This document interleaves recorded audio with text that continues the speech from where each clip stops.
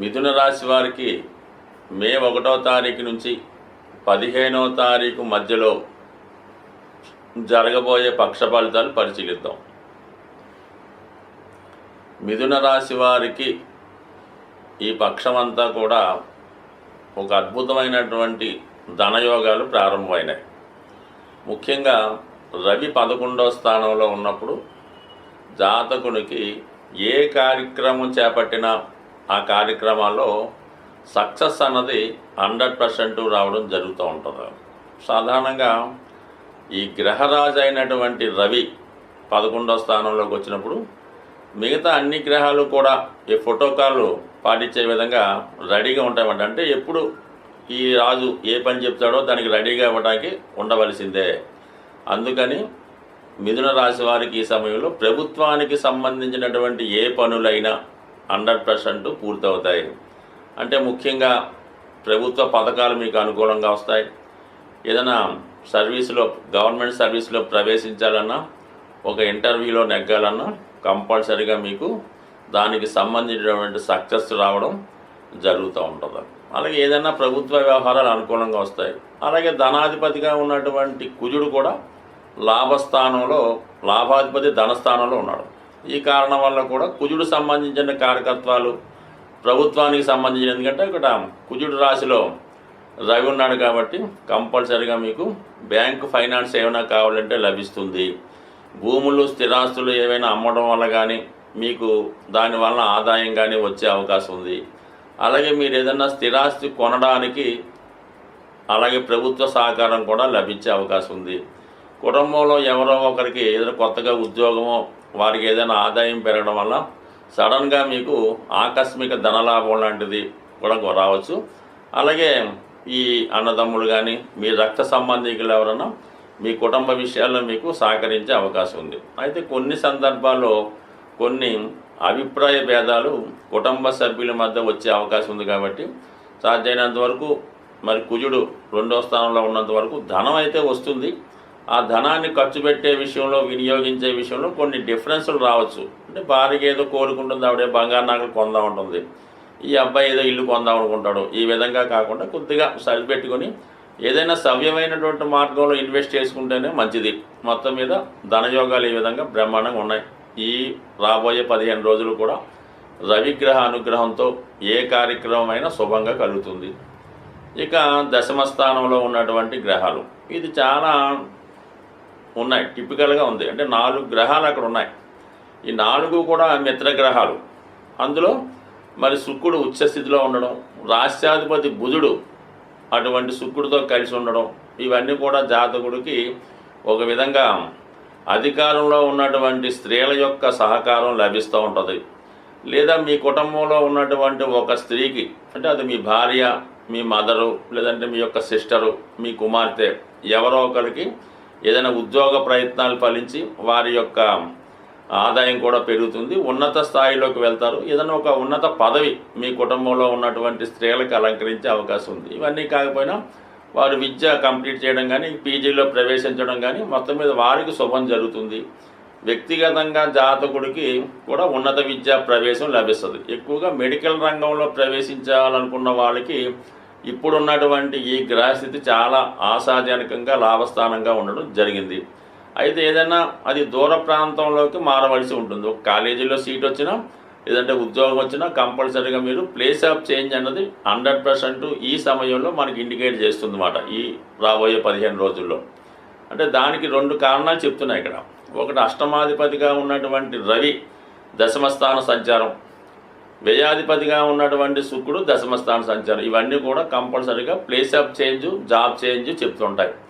అలాగే వ్యాపారంలో ఇన్వెస్ట్మెంట్ చేద్దామంటే మాత్రం చాలా జాగ్రత్తగా ఆలోచించి నిర్ణయం తీసుకోవడం అనేది మంచిది. అంటే టెంపరీగా అప్పటికప్పుడు పూర్తయిపోయే విషయాల్లో పర్వాలేదు, కానీ ఒక లాంగ్ టర్మ్ ఇన్వెస్ట్మెంట్ ఆశిస్తే మాత్రం 1-2 సార్లు ఆలోచించి పెట్టుబడి పెట్టవలసిందే.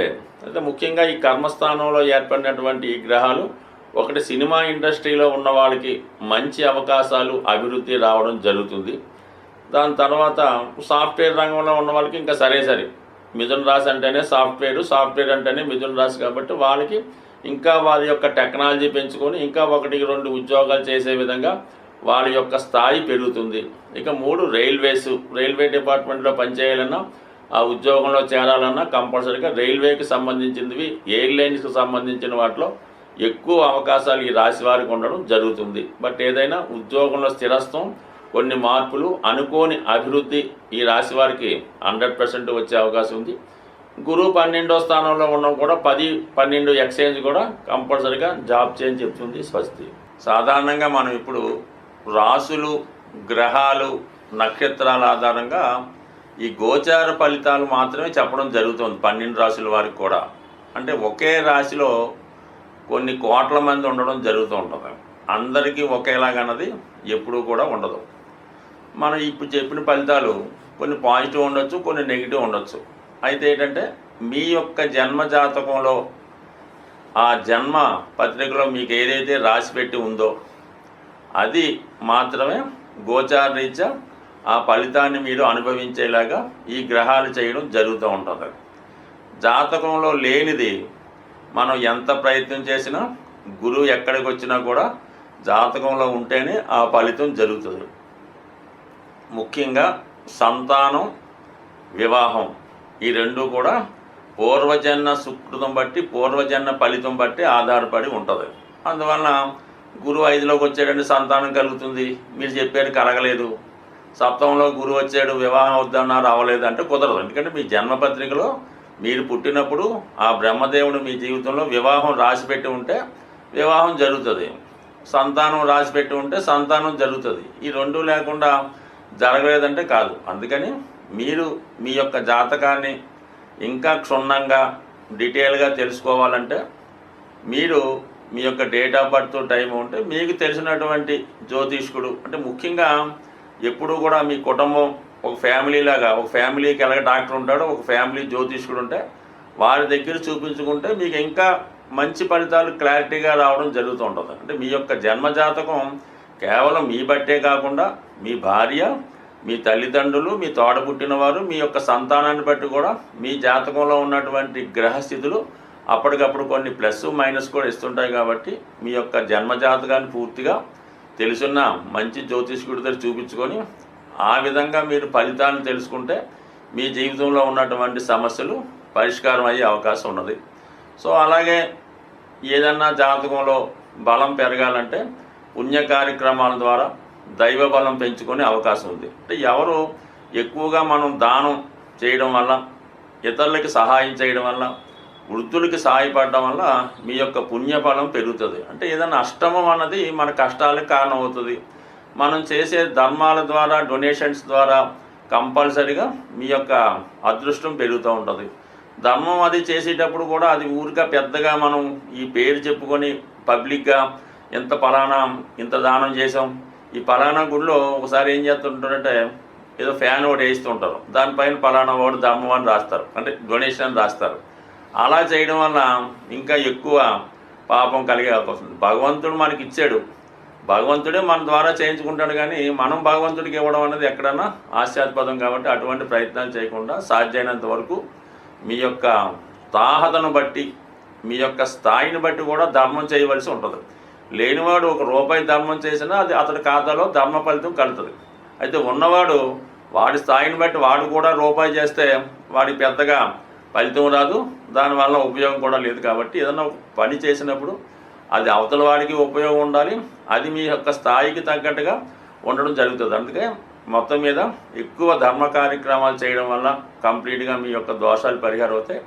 అలాగే మూగజీవులకు కూడా సాధ్యమైనంత వరకు సేవ చేయడం అన్నది మంచిది. స్వస్తి.